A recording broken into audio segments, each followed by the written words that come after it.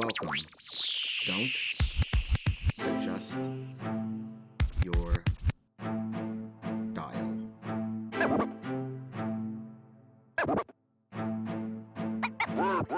Welcome everyone to the Lofi Poli Sci podcast. I'm your host Michael Pickering. That's right, Lo-Fi as in low fidelity, low quality, in your face, messy as can be global news show.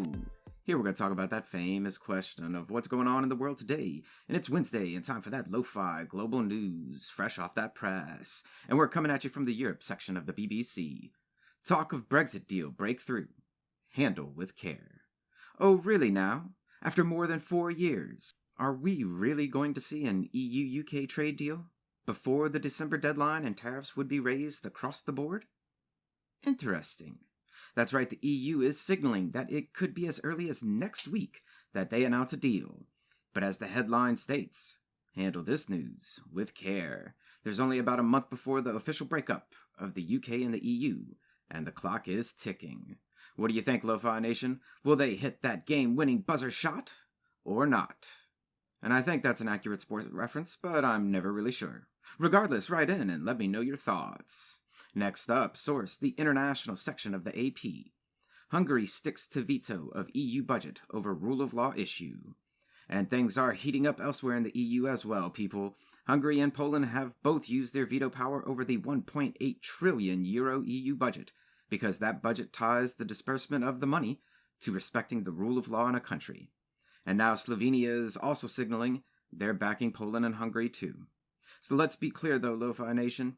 These internal disagreements between those three countries and the EU are not the same as the disagreement between the EU and the UK. Brexit is about economic autonomy. This story here is about how the EU defines democracy and how countries that are part of that union respect that definition. But tomorrow the presidents and prime ministers of all EU countries have a virtual summit to discuss this issue. It'll be interesting to see what comes from it. But now, moving forward, because we never move on from anything. Source, the BBC Middle East section. Saudi Arabia's first women's football league kicks off. And this almost made it to the feel-good story of the day, but I thought I'd surprise you with a sports story here in the middle of the cast. The story: Saudi Arabia has launched its first ever state-run all-female football league, or soccer if you prefer. It consists of 24 teams and over 600 women in the league. It launched yesterday with their first matches. Check them out, Lo-Fi Nation, regardless of if you're a sports fan or not, which we all know where I stand on this. But this is an important and historic step forward for women in Saudi Arabia. It's only in the past couple of years that women could drive in the country. It's only in the past couple of years that women could go to sports events in the country. And now, they have a league of their own. And yes, that's a sports and movie reference for you. And I never say this following statement to any sports team, but I will here. Good luck in your first ever football league, and may you have a marvelous opening season. May it be the first of many to come. And our following story comes from Reuters World News, going back to Thailand for an update on events there and the protest movement for change and democracy. Thai protesters spray water, throw paint at police headquarters. So recent protests in Thailand did turn violent between anti-government protesters, the police, and pro-monarchy loyalist protesters. But now, the pro-democracy protesters are using a bit of paint, and some art and politics, if you will. They splashed paint on a sign outside a police headquarters in Bangkok, and as of yet, police have not acted. It never ceases to amaze me, the different ways people express themselves in paint and art. They're so powerful. We're still watching Thailand, and we'll gladly see any picture you paint. And a last piece of news to send you on your way for the day from the Africa Live of the BBC. Orcas blamed for killing South Africa's sharks. Now this is nature, and interesting as can be. The story. So South Africa's coast used to have a great number of great white sharks.